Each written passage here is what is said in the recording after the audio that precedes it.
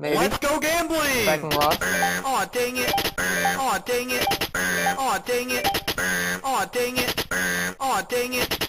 Aw, dang it. 3D scanning is way harder than it seems. It comes with challenges that you might not have expected, but just like anything, it has a learning curve. A very, very steep learning curve. And if you're not ready, you might get discouraged, especially when things don't go your way. Your computer might be too slow, your scanner might be too good, or vice versa, and processing these scans take a long time, especially if you have a computer like mine. You end up watching multiple YouTube videos for hours on end, not knowing where to start or where to begin, but it's important that you do start and you do learn, because when you finally figure it out, things get a lot easier and you save a ton of time. So today we're going to be talking about if you are ready for a 3D scanner, because I really wasn't, to be honest. So welcome back to Rookie Engineering. This is probably episode 10 or 11 of the series where we both learn together, but I just got a 3D scanner and I just recorded the same video 3 times. This is actually my 3rd time. So I'm bringing whatever I learned and telling it to you. If you saw any of the previous videos, this is the new 3D scanners that we got on the channel. And if you don't know me, my name is Siraj_Mira on Instagram and YouTube and all the social platforms. But we got a EINSTAR scanner, which recently actually got discontinued and replaced by the EINSTAR 2, which is unfortunate timing since I just got this in the summer and the EINSTAR 2 is very similar in pricing. Unlike 3D printers in 2026, 3D scanners are still not plug and play. These do not come with CAD software, and these do not come with Makerspace or MakerWorld or Yegi or whatever sites you have, but this is a tool. This is a measuring tool, unlike a 3D printer, which is a manufacturing tool, if you want to call it that. Having a 3D scanner, using a 3D scanner requires a little bit of background knowledge. For me, I'm going through engineering school and they didn't teach me anything about 3D scanners, nor did they teach me anything about 3D printing, but they did give me some basic CAD knowledge, which can help with a 3D scanner and a 3D printer. By recording this video 2 times already, I've learned so much about this scanner and what things to do and what things not to do. There is a bunch of information on 3D scanners on YouTube. So if you're like me with very, very little CAD experience and very, very little 3D printing experience, as I've only been doing it for less than a year, 3D scanners are an iffy subject because you don't know whether you really need one or you just really want one. For me, I rented my 3D scanner, not this one, but the smaller one from my university, from the library, and that did wonders for what it was. It used my phone and it was a very, very grassroots scanner without a better way of describing it, but it did the job. There are many things they don't tell you when buying a 3D scanner, especially the initial setup with how to start scanning and how to prepare the object that you are scanning. But there are tons of YouTube tutorials online talking about 3D scanners as time goes on. And as time goes on, just like 3D printers, 3D scanners get better and better and better. I mean, this is 4 years old now, and the new EINSTAR 2 is a whole lot better, which is, again, unfortunate because I just got this one. My skill set, where I am as an engineer and as a creator, I'm like down here, and this scanner is like up here, so I still have lots to learn. So with that long intro out of the way, let me tell you what I was supposed to record today, which I've changed the complete subject of this video. So I wanted to 3D scan this interior piece from my IS300, which sits in front of the shifter. And I wanted to make it where this piece could clip in and hold 3 gauges like this. So the last 2 times I recorded this video, that did not work too well because I was having a lot of trouble 3D scanning this. I was using a turntable, I don't know what to call it other than a turntable, that is used to put icing on cakes. So before we get into anything else, I want to tell y'all what I learned from recording this video for the past 2 times. So number 1, lighting matters a ton, especially during calibration. So calibrate your scanner every single time you use it and make sure that the lighting is consistent. Don't calibrate it, then turn on some lights. Calibrate it with the lighting that you're going to be using when you're scanning the object. Number 2, clean your object. Wipe it down with isopropyl alcohol and a rag and apply your markers thoroughly. I mean, markers are cheap on Amazon. They're not very cheap, but they're cheap enough, and literally place them everywhere. Number 3, finally, and the biggest thing I learned, when it tells you to preview, get a good base scan of the preview. Don't just skip ahead of the preview, because if you skip the preview of the scan, it won't properly scan anything at all. Have some patience, get a good preview scan first, and then slowly scan everything. So with that, let's throw this turntable out of the way, and I am borrowing that turntable from a family friend, so if you see this, I'm sorry. So let's use something else that I came up with to scan this again. So welcome to a different camera angle because I stole my camera arm, which that camera was on, to use for 3D scanning. So this is a small rig, which is 10 inches, but I put a clamp right here, put a clamp right here. So basically I could clamp it to the table and then clamp this piece floating on top so I could get all around it. But before we do that, we have to calibrate the scanner itself. Here is a calibration pad or tablet that I like to call it that comes with the scanner itself. So just place it on the table like that and then start this calibration software. Just follow the instructions on the screen and it's very, very simple. Right now I'm just going down and up and it tells you to do this in different angles. So just follow the software and when I'm done, I'll be back. Now that the calibration is done, always put your calibration pad back into its nice velvet pouch so it doesn't get scratched. So you calibrate correctly every single time. And let's get into the settings for scanning this object because that is very, very important. So I really don't need any textures, so I can turn textures off. It's a medium object, medium to large object settings will work on most objects. So I'm just gonna click that. And then I'm gonna use features and markers because those are very, very important. I'm gonna select the resolution to the highest resolution, 0.2 millimeters, which is perfectly fine for what we're doing.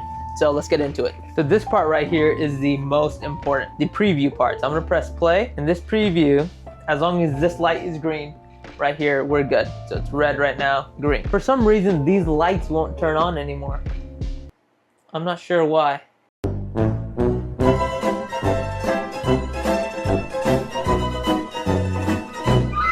Cut.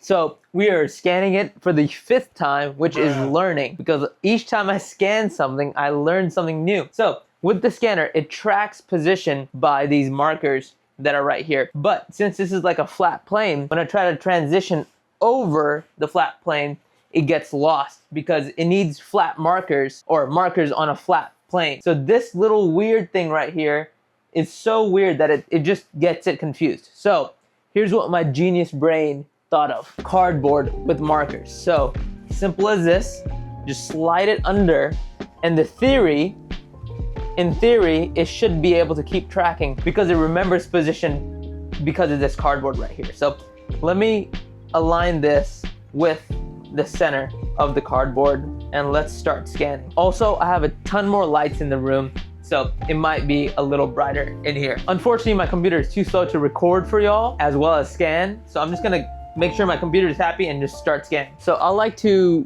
adjust my working distance all the way to 600. So it scans literally everything, especially on the preview. So I'm gonna start like this with the working distance huge. So let's start right here. So you have to have a lot of patience when you're learning how to do anything engineering related. Trust me, don't ask how I know.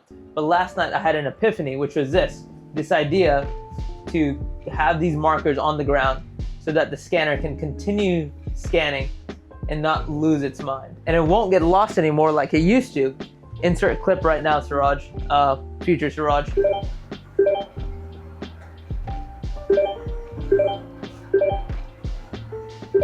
So it doesn't lose itself because it remembers where it's at due to the cardboard, which is amazing. I also learned that when you're putting cloud points, you don't want it to optimize because that just ruins the quality of it for some reason. Now I'm gonna try to move around it and see if my theory works. So let's tilt it down 30 degrees so that it picks up the scanners on the actual cardboard. So if my theory is right, then it shouldn't lose its place. Voila, look at that. This is groundbreaking for me. So now it knows where it's at. I could pause it, go to the other side, resume it, and it should know where it's at. It should remember.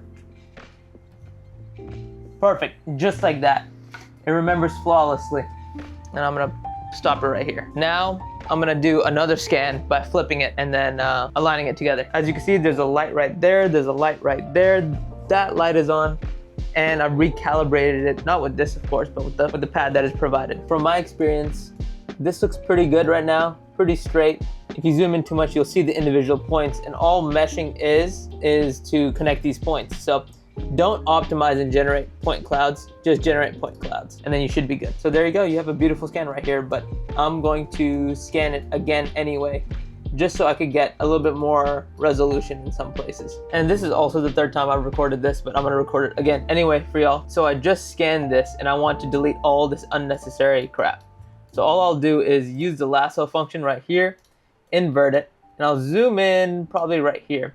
Hold left control, circle the entire thing. Invert it again where it's red, that means delete. Delete it, which is this button right here. And then rinse and repeat. So I'm gonna zoom in a bit, hold left control, lasso as much as I can, invert again, delete it. So you can use the middle mouse button to move it like this, invert it, lasso it, and I'm just gonna roughly put it right here, invert it again, delete it. So now it should be clean enough to apply edit, which is right here, and then get the point cloud. All right, now you can just go here, generate point clouds, and it should start generating. All right, so now we have to align the two projects, which would be right here, project 1 and project 2, which are very, very similar, of course, because it's the same thing. So you click this puzzle icon right here, click project 1, click project 2. How I like to do it is align it the same way how it is like this. So this one's facing that way, this one's facing that way. And then I like to use by manual markers and then choose 3. By holding left shift, you can start choosing your markers. So I did 1 in the middle. So 1, 2, I'm gonna put 1 right here. So 1, 2, 3. So you just find the same ones right here. 1, 2, 3. And then click apply down here. And just like that, your project should be aligned pretty well. So now you can click next, exit, and there you go, voila. That's your project aligned. And hey, this is one of, oh wow, look at this definition right here. This is the best scan I've ever done. Because when you usually look at this bit right here, it's like floating and it's really weird. Of course, this gap right here is gonna stay weird, but I could definitely work with this in Fusion. So now you could click right here, which is mesh model. So I don't like to do any semi-watertight or watertight models because it just guesses. And then we could just use the recommended parameters and I think it should be fine. So look at the scan right now. It's very smooth on both sides. I'm very impressed on how it's scanned. It's a little rough on the edges, but this is way better than any of my previous attempts. So this is the 5th attempt of scanning this interior piece. And let me just confirm it right now. And then there's all these mesh editing tools. So simplification, let's see how big it is. It's only 111 megabytes. So I'm gonna put it down to 80, just to simplify some stuff. The reason I'm simplifying the mesh is because the amount of triangles that is inside of a mesh, which is what I talked about in one of my previous rookie engineering videos, the more my computer will lag when I input this into Fusion 360. So you see how ripply it is? This smoothing effect will help that as well. So I'm just gonna preview 25 and see what it does. 25 is good, but I'm gonna bump it up to 50 and see what it does. 50 seems pretty good, so I'm gonna confirm that. Remove small floating parts. Let's put that to 25 and then see what it does. If it removes this small floating part right here. Oh wow, it did. I'm surprised. What about these ones? Let's see, put it to 50. Oh wow, it did. Oh, actually, no, it didn't. All right, let's just put it all the way in preview. Okay, not bad, looks better. Ooh, what happened here? Well, can't win them all. That's pretty good still, confirm. So let's do some manual hole filling. So you see these holes, you could hold shift, click them, and then it'll fill it once you click confirm. So that's a few of the sticker holes, which I don't know why are still there. I like to fill these holes, these huge ones, like that, just to make it a little bit easier when we're working in Fusion 360. Now the software is just lagging right now because my computer is very slow, so just give it a sec. This is a huge hole right here, so we gotta fill that as well. There you go, filled it pretty nicely. This is also another huge hole. Let's see how it fills it. Oh, nice, perfect. This software is actually very intuitive and very easy to use. When you zoom into these holes, they're very tiny, but I'm glad the software detects them so you can just autofill it like that.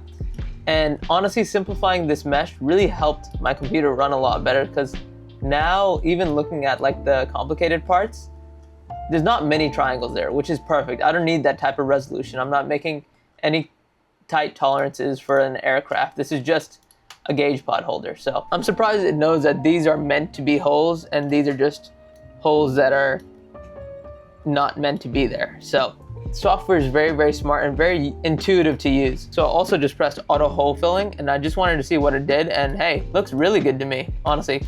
This section's a little weird, but hey, I'm not complaining. This is a really good, really good scan. So all these other options like flip normal, cutting plane, mirror, and zoom, I don't really need. So that is the end of this video. Finally, after 5 attempts scanning this interior piece and recording this video for a total of 4 times, I finally got it to look decent, which is great, which is a huge step forward for me in learning how to 3D scan. And another big step coming up for the next episode of Rookie Engineering is to learn how to reverse engineer it in Fusion 360. Number one, Fusion 360 doesn't run too well on my computer. I still have to figure out whether it's on the cloud-based Fusion 360 or the local-based Fusion 360, but that's a problem for the next video. So if you're willing to scan something multiple times to learn how to 3D scan, and for me, I'm not saying I'm an expert, I still have a lot to learn when it comes to 3D scanning, but if you could go through that hump, that struggle, then 3D scanning is for you. Hop straight into it, because it's very, very rewarding when you get a clean scan like this. So I'll see you next Sunday for another video, every single Sunday, no matter what. Like and subscribe. Peace.